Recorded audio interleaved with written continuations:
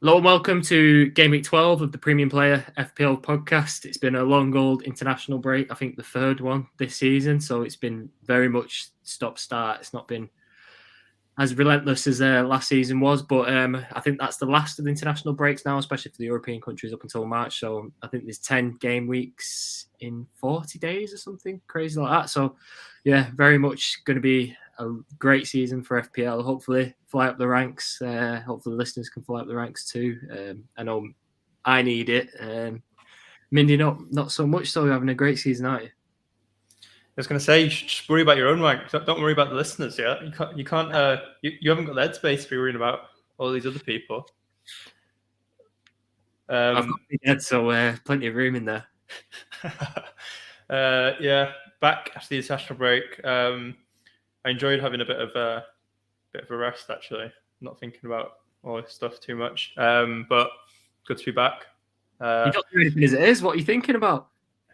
What? What else have you got in your life? Got my fingers in pies. What was I going to say? It feels like waking up from. Feels like coming out of hibernation a little bit with this one, just because I've not been logged in, not been tuned into the FPL world for a while. But looking forward to rolling through everything today. What are we talking about today? So obviously Son, Kane, Spurs, and is it worth getting one or two and defense, etc. I think I've made my decision, but yeah, we'll talk about that later. Crystal Palace have a fixture swing coming up as well. I think, at the start of the season, if you'd said we'll be looking heavily at Palace, probably would have been a bit of a surprise, but Vieira's come in and completely changed everything that we'd think about Palace. And yeah, they've got players who are definitely worth consideration. And then, as much as I don't want to, we're going to recap where Manchester United and Manchester City are at the moment, as we're both fans of those clubs. And then the classic staple premium planning, looking at captains and transfers for the future weeks. So for admin, follow, subscribe, etc., all that stuff. Please, especially on YouTube, if you're already following on Twitter and Instagram, please sub on YouTube and give some likes on our videos. Struggling on there, so yeah, definitely appreciate some love on the YouTube. And it's what's the deadline this week? It's a Saturday deadline, so no panicked Friday decisions this week for people. I think that's all the boring shit out of the way. Sweet, we'll jump right into it. Game week feels like a lifetime ago, and I actually beat you this game week, which I can't say often this season. There was no real contest last year, was there? But this year you very much took the reins. So yeah, nice to have a game week victory. But nevertheless, I'll just run through what feels like a lifetime ago. As I said, Sanchez -1. That's sending off. I don't actually have a backup keeper, like yourself, so that backup keeper's actually prevailed for yourself. Cancelo 14, great performance, up to second in the overall ranks behind Salah, which is phenomenal, really, for a defender, but kind of shows what FPL has been this season. Chilwell 2, Trent 12, James 7, so solid defense. Foden 3, Salah 10, Rafinha 9, and then a familiar story up front: Tony 1, Vardy 2, Antonio 2. I don't think I've actually had a return from a striker in about 3 weeks, so hopefully a striker which will be well received. And what was the stats on, like, any rank increases, etc.? Yeah, I think I went from 1.1 million to 900,000. So yeah, slow climb back up to where I belong, as you'd probably say. Nice, green arrow. First one about 4 weeks. Oh, gone too far. So 56 points for me. Similar story for me with Sanchez in goal. That was so annoying watching that happen in slow motion almost. Chelsea defenders didn't come through for me this week. I think Reece James owners were happy last week again, but yeah, not for me with Chilwell and Rudiger. Cancelo. Oh, I actually forgot that the clean sheet, wasn't it, wiped in was it the 85th minute or something? So I was on for double clean sheet, and James would have been about 18 points or something, maybe. Yeah, it would have been close to that with 3 bonus. Cancelo, I think, what was it? What was the stat I heard? He's had the most shots over the last 2 or 3 weeks, just after Salah. Unbelievable, given the position he plays. So given the amount of shots he's taken, he's still technically underperforming in terms of XG. So yeah, when he actually scores a goal, and if he gets an assist and whatever, his ceiling is crazy in this game at the moment. Is it 5 assists in the last 2 games? I think it is, or something stupid. Yeah, still happy to have Alexander-Arnold in my team, even though they're not really keeping clean sheets at the moment. It was a mad game, that, wasn't it? West Ham Liverpool. I think if we needed anything to sort of confirm that West Ham was to be taken seriously, it was watching in that game. Foden was felt like he should have been in the points. The amount of joy he was having against United. Hit the post, didn't he, late on? Yeah, just down that side against Wan-Bissaka, just completely owned that wing, didn't he? And Boma was a bit annoying. Him and Tony, some people doubled up. I'm glad I didn't do that. Yeah, he edging towards the tightrope of leaving my team, I think. And Boma, maybe another week or two, see how he does. Smith Rowe keeps delivering, despite his stats not being that great.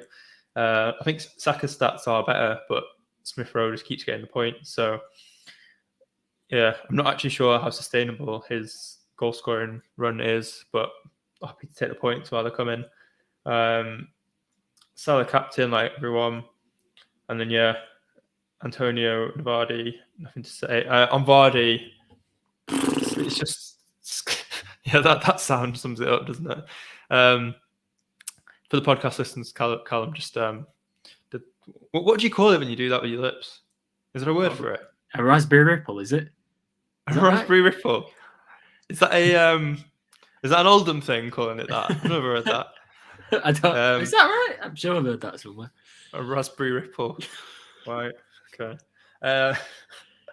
Well, we'll see. Have to see if we work that into the podcast title, the Raspberry Ripple episode.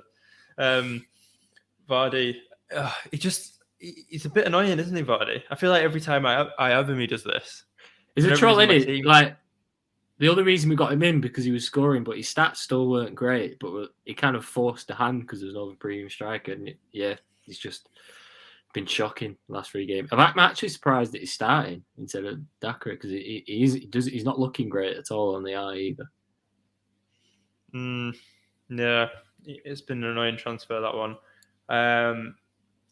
Livramento on my bench this week. Yeah, I feel like I wasn't going to play anyone else ahead of him though in this. I mean,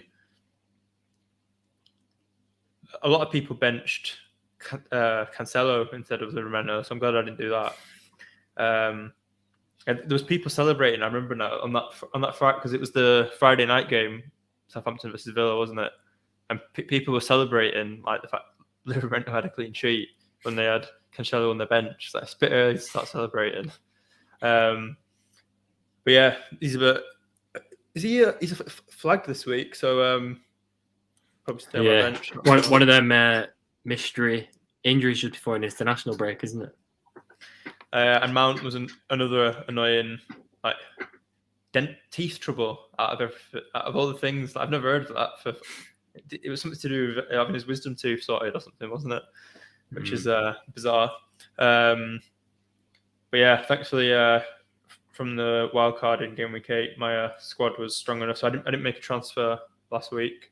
So I've got 2 at the moment to play about with. And what's my rank now? So my rank's now 133k, which was a is that a red arrow? Oh yeah, that was a red arrow last week. I dropped 8k, but yeah, it's not that much of a drop. So I'm happy to. I think all I kept saying on that podcast the week before the international break was save your transfer. So I think when you do that, you do sort of lose a bit of ground, but hopefully make it back up with having 2 frees this week. What else was I going to talk about in this section? Oh, I was going to give a couple of shout outs to some of the people in our leagues actually before I forget. Some of the people that are doing well. Do you remember our esteemed colleague Stu York? Yes. So in the office today, it brings up FPL, which was a bit of a surprise. He doesn't really talk about it in the office. And then he started talking about the top 10k ownership of certain players. I was like, bloody hell, someone's taking FPL seriously this season. I was like, someone's got a fantasy football scat membership for Christmas. Like just a conversation you don't expect to have in the office. Top 10k, and it wasn't even just that. It was top 10k ownership of players who haven't used their wildcard yet. I was like, Jesus, I didn't even know you could check that.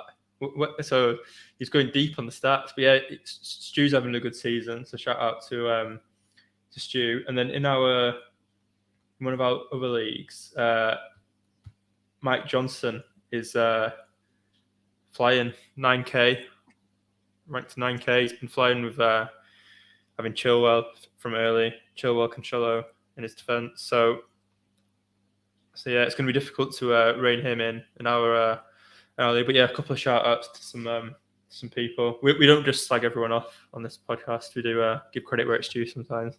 You just slag me off. Well, if I couldn't even think of a compliment to give you if I wanted to at the moment. That's how bad it is, isn't it? All right, thanks for that. You walked into that one. Couldn't think of a compliment to give you. Oh, I'll keep that in mind when I overhaul you in game week 26. Yeah, go on. Do you want to introduce this section? Yeah, so we'll move on to what we're going to talk about this podcast, not just Mindy slating me. So the first topic is basically, it's taken lifted from Black Box last night. So those of you who don't watch Black Box, normally with Mark and Az, which is a great podcast.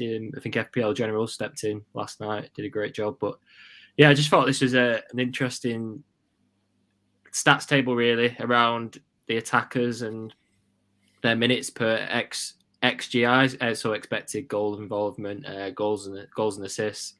And basically it just shows you, despite the change in fixtures, everyone thinking of moving to a Spurs player, you can actually see that Son is currently 42nd in this table. Kane is 68th, which, yeah, so their expected goal involvement, non-pen per minute. Son is 208.8, Kane 259.6, but he is coming off a great international break. Could you say that? Albania and San Marino. I'd fancy Mindy to put a couple away against them. Maybe not Mindy, but someone who can play football. But yeah, confidence is a thing in football, isn't it? So despite who the opposition is, so maybe he has got the taste for goals. But when you look at some of the names near the top, obviously Salah, Mane, Firmino, surprised about, Cavani, Antonio, Ronaldo, more familiar faces. Gundogan, quite high, 8th. 9th, sorry. And then Jota, who's obviously replacing Firmino, who's out till mid-December. So I'm actually favouring Jota over the Spurs boys at the moment, but that could change if Spurs obviously batter Leeds at the weekend. I think that game's going to be interesting, isn't it? Because if Spurs do put on a good performance, then there's going to be a bandwagon behind these players, isn't there? But if they don't score in that game, then there's going to be a question as to whether Conte is going to be playing this free-flowing attacking football that you've seen in his teams previously. So who would you lose in your midfield for Jota? Ben Rama, I'd probably say. He's not performed. He's a weird one, Ben Rama, because everyone obviously jumped off him now. There's not many people still have Ben Rama in the team, but when I watch him, he's still playing quite well. But it seems that Bowen's getting all the points at the moment, isn't he? And he's 20th on this list. He's looking really good in front of goal. Got another haul against Liverpool. Yeah. the West Ham, they're sort of unfashionable, aren't they? Those West Ham picks, like they don't really get talked about that often, but stats are good for the West Ham people that people don't own. Like you can see Bowen there in this table, can't you? Ahead of Foden and Gallagher, who are sort of flavour of the week at the moment. So we'll probably be talking a little bit more about that later on. I'm thinking of doing Vardy to Kane. I think that's what I'm going to do. And I'm not completely sold on it, but because of the reasons you just said and these stats. But if there's anything that's going to bring form, it's the fixtures that Spurs have coming up. So I think I'm just going to take that chance on that. That was the reason I saved 2 frees over the international break to be able to make that move. So I think out of the two, sorry, I probably would be sweeter on Kane as well, just because he gives you the flexibility, doesn't he, of moving to a Ronaldo or Lukaku when they come back as well. Whereas Son, there's a lot of great midfielders in the game this year. So I do think if you're not getting Kane in for Vardy, you're probably downgrading him, and it's quite difficult, isn't it, to get back up to Ronaldo or Lukaku, for example. Yeah, if there was no team structure concerns, I would go for Son. And if Salah wasn't such an attractive captain option every week, I'd go for. I'm not sure if I'd be that keen on Kane because he's not really a captain option. I'm not gonna, but I feel like we don't really have to worry about the captain that much every week with Salah in this form. So, and yeah, but in a few weeks if United somehow manage to become consistent. Well, actually, we don't even need United to become consistent. You just need Ronaldo to keep scoring, which he's been doing anyway. So, being able to move Kane to Ronaldo, I think that's why I'm factoring that in into my thinking, and it's an easier move for me to get Kane. Like I can downgrade Rudiger to a cheap defender and then do Vardy to Kane quite easily, whereas moving one of my midfielders that I don't want to Son is actually harder to do. So I think it's a little bit team dependent in that sense. For a lot of people, it might just come down to which one you can get the easiest with your team at the moment. Because I do kind of think they'll score quite similarly. I don't think there'll be a massive I don't think one of them will have an amazing few weeks while the other one does nothing, because they tend to sort of assist and provide for each other, don't they? Yeah, they do. I think this year, obviously this year the game hadn't gone the way it is with so many wing backs. Chelsea, obviously Trent, City. I probably would be sweeter on Reguilon or Emerson, just because over the next few weeks I can see plenty of clean sheets. I probably would actually move for one of them first, but I just think, the way my team's set up, yours is as well. Obviously, I've got Chilwell, James, Trent, and Cancelo now. It's quite tricky to move otherwise than playing 5 at the back. So it's probably a toss up between Son and Kane. But I'd probably on the defenders. I think Christian Romero picked up a injury playing for Argentina last night, so that might, they weren't looking that assured and rock solid yet anyway. So I think if they have to reshuffle because of that, it would put me off going for the defenders. I think you end up kind of relying on attacking returns, and from what I've seen, Emerson's looked way better since Conte's been in, but I'm not sure about his shooting boots. I've not seen him look that great yet, and similar with Reguilon, he doesn't have that flair for striking the ball that say Chilwell has, where the ball can be coming to Chilwell at sort of any angle, and he manages to get his knee over it and keep it down. He's got great technique, but maybe it's an unfair comparison to Chilwell. But I think I'd want to see something from them first before going for them. One of the defenders. It's more about the positioning, though, isn't it, than the quality? Because Spurs now, I don't know what's happened, but in centre midfield there is a real lack of creativity. So he's going to rely on them fullbacks being really advanced. So it's more about the position, I reckon, for the fullbacks rather than the quality. Like I say, he's probably better players in quality-wise in those positions. But I can see him playing very far forward, probably similar to the Chelsea formation that Conte played with Chelsea. Yeah. you know the point you were making before about the teams that Kane's done well against the international break. The other factor is that over the international break he's been playing with different caliber of creative players, hasn't he? Like it must have been like being at an all-you-can-eat buffet, like playing in that team compared to the creativity he gets. Like, because even though he's not looked great himself for Spurs, like there's not been many games where I've watched him and he's like been missing sitters. Like people have been creating chances for him and he's just missed them. He's just not been getting any chances. The service has been dead.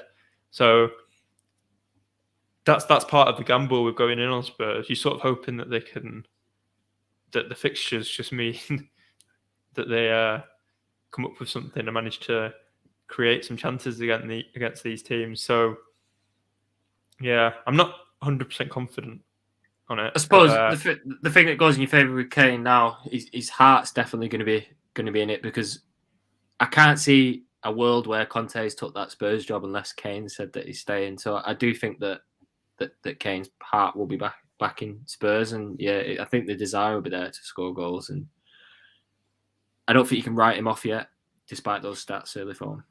So if you had to pick one between the two, you're saying Kane? Yeah, just because of the way the game is, I reckon. Cool. So yeah, I think we're both in agreement there. But yeah, Son's not a bad option if that's easier. 68th best attacker, that's just something to have in your back of your mind. Yeah. I think what makes it easier is Vardy's been so shit. If Vardy was decent, then should probably say though it'd be classic Vardy though now. Everyone make it that Kane to like. I don't. Those people. You get those people in FPL who are always like, "Oh, I'm bringing this player in. Like, I'm going to break him." And like, I hate that sort of victim mentality. But I think with Vardy, like, he's the one player I make an exception for. Whereas as soon as I transfer him out, he is going to start scoring again. That's just Vardy, isn't it? Like that is preying on my mind a little bit. Yeah. Like it's a different troll. I think the fact that he's playing Chelsea does help with the transfer. But his fixtures aren't that bad though, are they? After that, that's the thing with Vardy. So yeah, we'll bring them up quickly. So Chelsea, their difficult fixture this week, but then he's got Watford, Southampton, Villa, Newcastle. So that's 4 pretty decent fixtures which he could hurt you in. So yeah, it's something to bear in mind. Like with Kane being 68th in that table. If you've got something else that you really want to do this week, like bring in, maybe like one of the West Ham attackers or Conor Gallagher or something, like it's not. I don't think it's like essential to bring in, but like you could maybe see how they look against Leeds and then decide from there, couldn't you? Yeah, I don't know where Vardy is. Vardy's he's 29th on the, so he's still lower down than what you'd expect when he's got 7 goals this season. Yeah. Interesting. Yeah, I think should we move on? Yes, the next topic is around Crystal Palace and their fixtures getting easier, easier. They've just beat City. Who did they play last game? I can't remember now. They won, didn't they? Anyway, last game beat Wolves.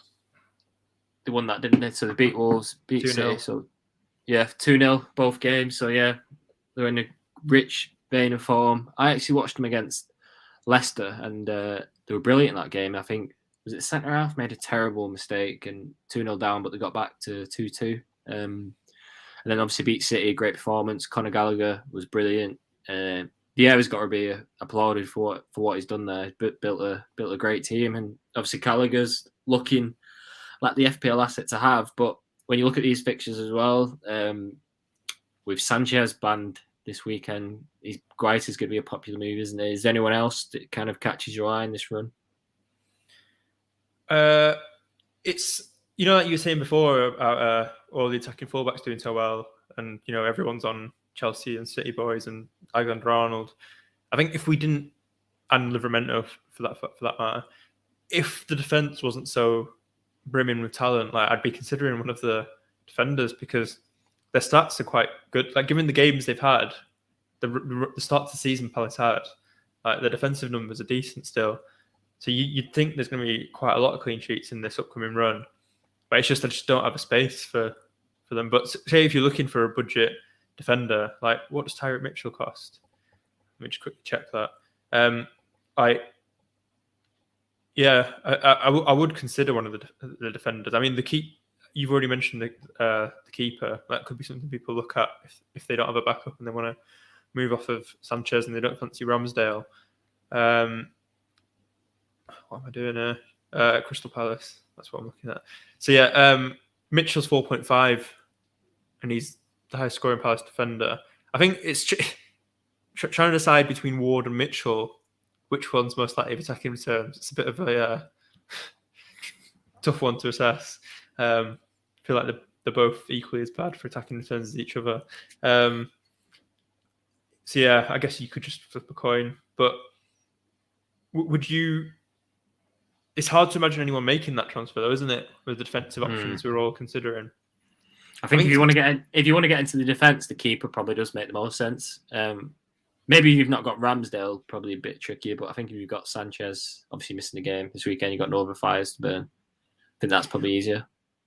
Well, one other thing to mention with Palace is that they're going to get better because they've got Eze's back training and he's expected back in, I think, 10 days. So he looked good and creative under Hodgson. So once he's fully fit and, in this completely new Vieira team, you'd imagine it's only going to get better for them. But having said that, it's hard to pick one of the strikers from Palace, isn't it? Because Edouard's kind of moved out left. Benteke's playing up front. And he's sort of looking better, but he's still not looking clinical, missing loads of chances. So I think there might be games where only, one of Benteke or Edouard gets benched. So it's hard to go for one of them, isn't it?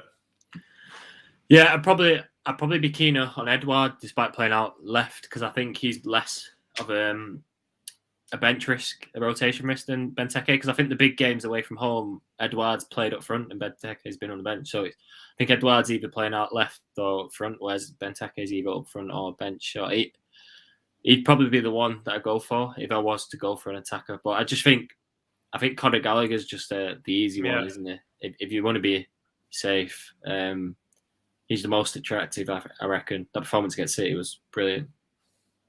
So, yeah, I mean, he's definitely head and shoulders the one to consider, isn't he? He's second in the midfielder rankings, which is unbelievable for 5.8. And they've had a tough run of fixtures as well. Yeah, coming off being called up for England, he'll be flying, and he's getting loads of minutes. The energy he's got to just get in the box, for the whole 90 minutes is unbelievable. The only real downside with him is loves the yellow card. He'll get sent off at some point with the way he likes to get stuck in, but hopefully that comes after this run once people have got rid of him. That's actually a good thing to check, actually, while I'm on that. Do you want to say your thoughts on him while I just quickly check how many yellow cards he's on if he's got a suspension coming up? I thought you were going to check his booking odds for the weekend then. Oh, no. Thinking FPL, true professional. Yeah, I talked about previous, didn't it? West Brom under Allardyce. I thought he was like a ball-winning midfielder just because of the amount of yellow cards he racked up. He never really showed his creative. I think Allardyce kind of missed the boat there, but unsurprisingly, really. But yeah, interesting that he's still keeping up them yellow cards despite being the creative asset. Yeah, just a brilliant footballer, and like you say, we'd be riding the crest of a wave after getting his England debut. So yeah, he's on 3 yellow cards. So yeah, if he gets 2 more before, when's the amnesty? I feel like it's around Boxing Day, isn't it? Just a second. Oh, it's bringing me up. It's bringing me up options to buy Christmas cards from Amnesty. That's what I've ended up searching there.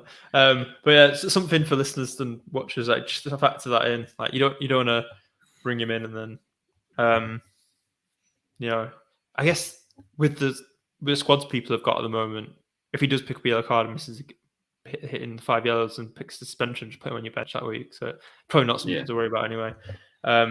Yeah, but apart from that, I can't really think of anything else to slight him. Gets in the box.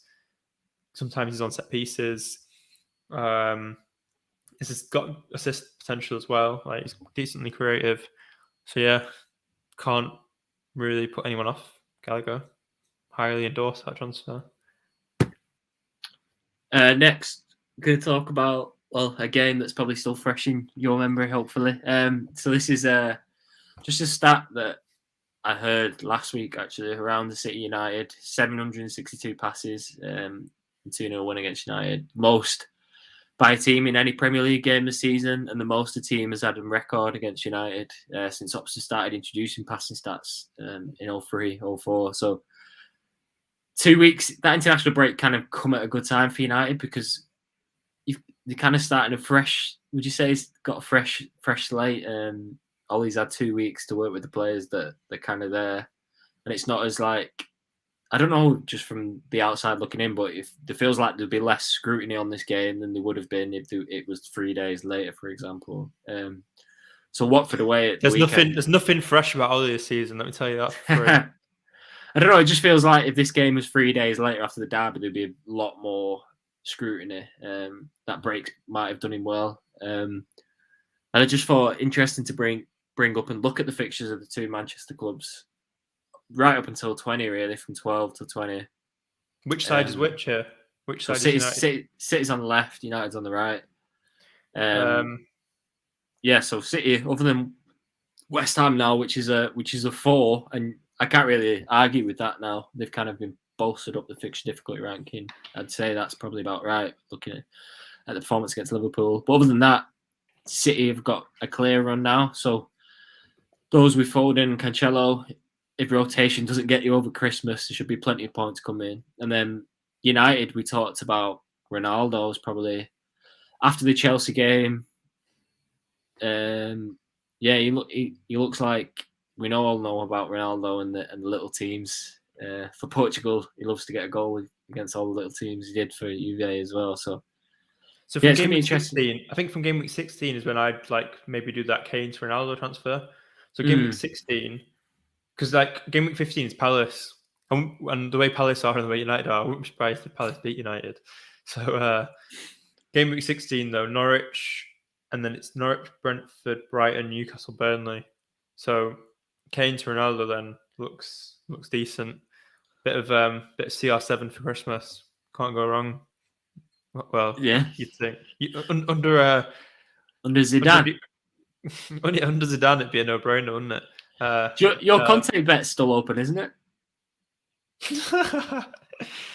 Yeah, that was a bet I recommended to Callum when the rumours were the strongest about Conte to be next manager of United. But we got on that bet when it was like 12-1 or something, and then the next day it dropped to odds on.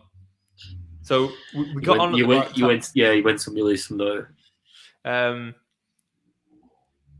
yeah, I don't have much success with that market. I think apart from Watford managed to be the first one to leave. What was that? I've had a bit of success with that market just because Watford just get rid of their managers so often, and the bookies don't seem to factor that into the price. I don't think I've ever won a manager special apart from them. So yeah, maybe there's a lesson in that to swerve those markets. We got distracted there. I need to get back onto City. So would you look at anyone else from United for that run? It probably depends on how the performance is. What about Bruno? Like for people who are getting Son in game week 16, would you recommend them maybe do Son to Bruno? I think with United, Ronaldo's clear above Bruno. He's still on pens though at the moment, isn't he, Bruno? Yeah. I just think that decision's a lot easier than some others like Son and Kane. I think that's a bit closer.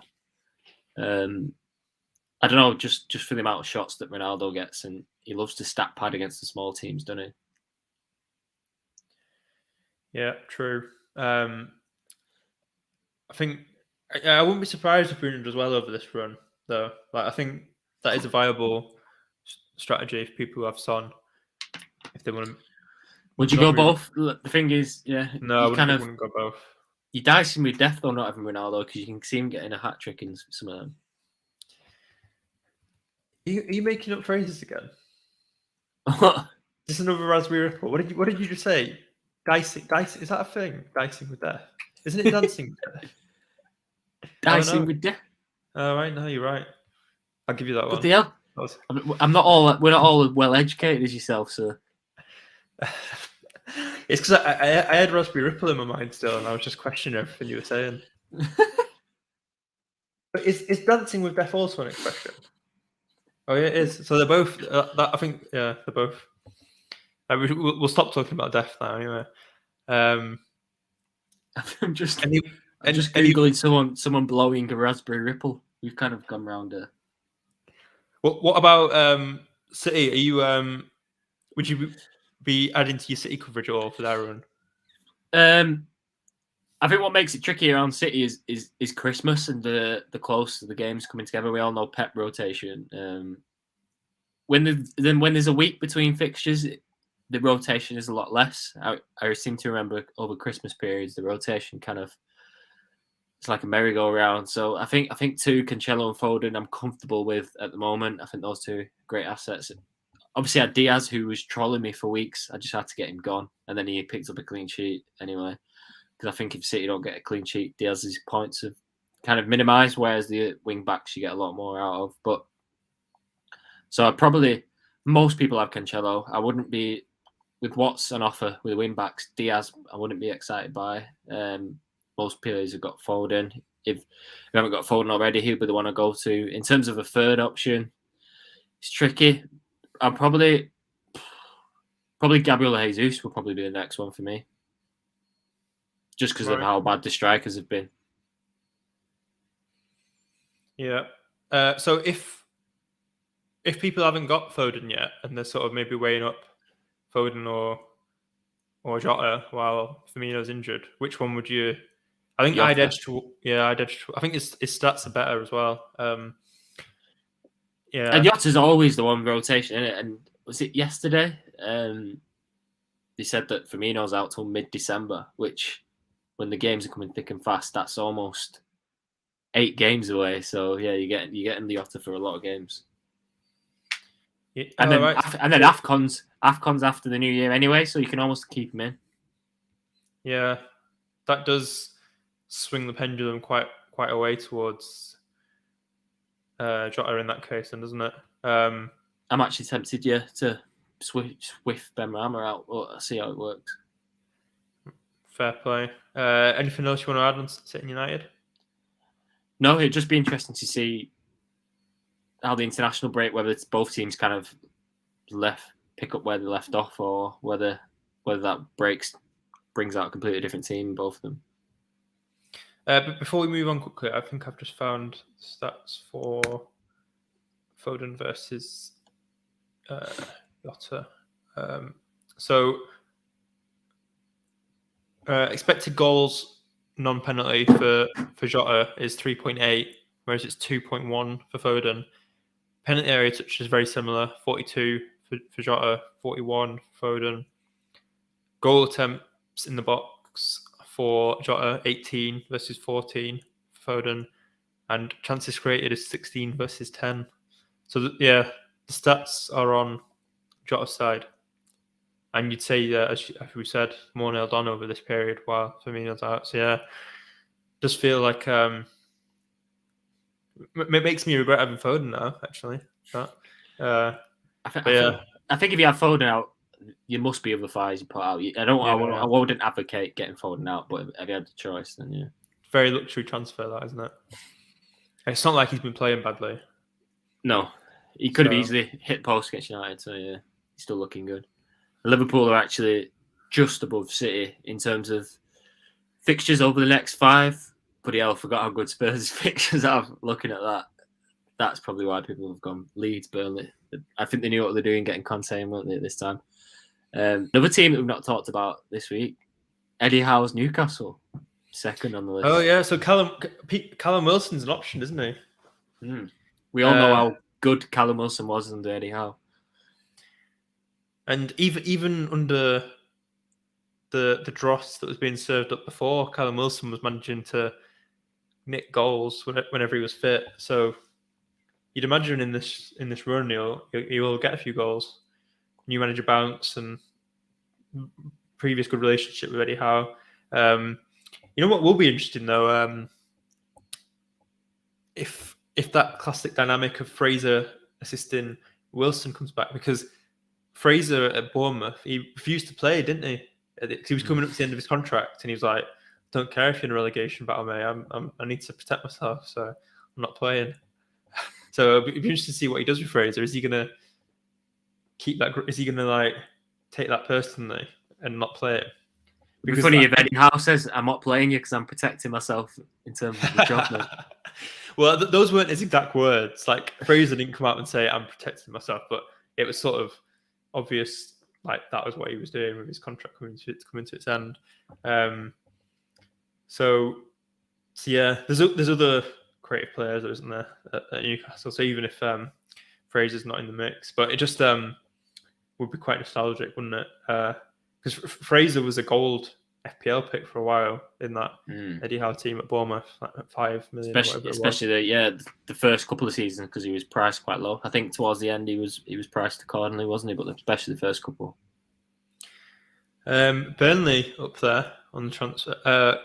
Cornet at 6th in midfield is an interesting option. His stats are good. It's just I don't know. What are your thoughts on him as a midfield? Because he falls into that. I think, say if he was a striker, we wouldn't be considering him, but he's a striker classed as a midfielder. So he's an out-of-position player in FPL, which adds to the appeal. It's hard to get excited about bringing a Burnley player in, isn't it? Yeah. I think those points that he's got are no surprise, because I watched him against City and he had a couple of great chances against City, so it's no surprise he's kicked on. He's a great attacking outlet. Like you say, if he was ironically, he's out of position in midfield on the game, but he would be more attractive as a striker in the game just because of the options, like you say, in midfield. So it's kind of worked backwards. It's kind of worked backwards to what you'd think normally. You kind of think a striker in midfield, but midfield in the game's better. But I actually think it's made it worse in a way. Interesting way of looking at it. What about you get the extra clean sheet, don't you? Yeah. Have your captaincy thoughts sort of changed at all over the international break? Is it still perma-captain Salah, or are there any weeks here looking at this that you're thinking of? It's interesting, isn't it? If you had Ronaldo this week, for example, or if you get Spurs player in, because Arsenal look really good now defensively, don't they? And obviously United got Watford, Tottenham have got Leeds. So you are going to get against the grain. I think a few people are still perma Salah, so it would be a gamble. I don't have any at the moment, so it's a lot easier for me. If you get Kane in, are you going to tempt to captain? No. I think all the stuff we talked about earlier in the podcast about his stats and the lack of creativity and all that, it just doesn't convince me. Like Salah's shot numbers and expected numbers are so good that even though Arsenal's defense has been looking good, I just think that Liverpool they've been scoring like 2 goals minimum every game. Like I think there's just the chances of Salah returning are just too high still to go elsewhere. When I think the closer one would be if I had Ronaldo, because United have got Watford, but yeah, if I had, I won't be thinking about going for a Spurs player over Salah this week.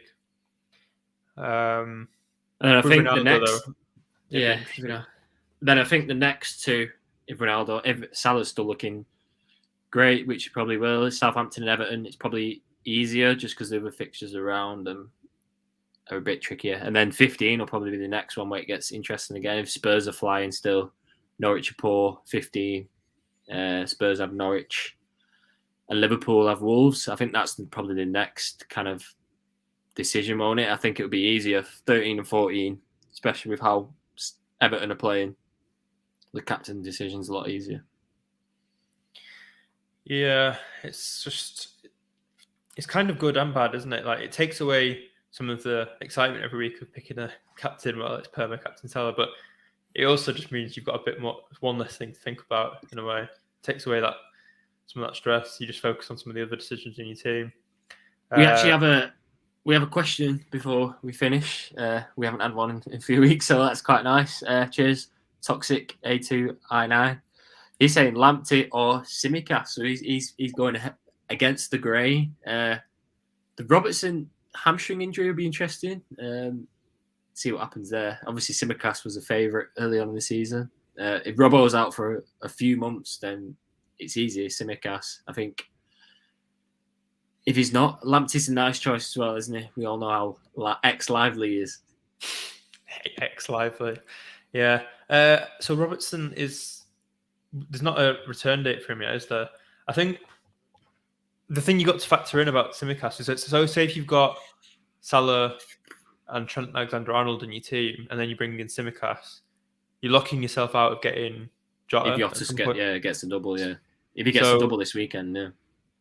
Yeah, I'd have a think about that. Like, I'm not sure if you've already got 2 Liverpool players, but if you then bring in Simicast, just bear in mind that it locks you out of Jota, which is something I wouldn't want to do necessarily. I think that would make me edge towards Lamptey. Is there a price difference? Simicast is 3.9. Just a second. Lamptey is 4.4, so he's a bit more expensive.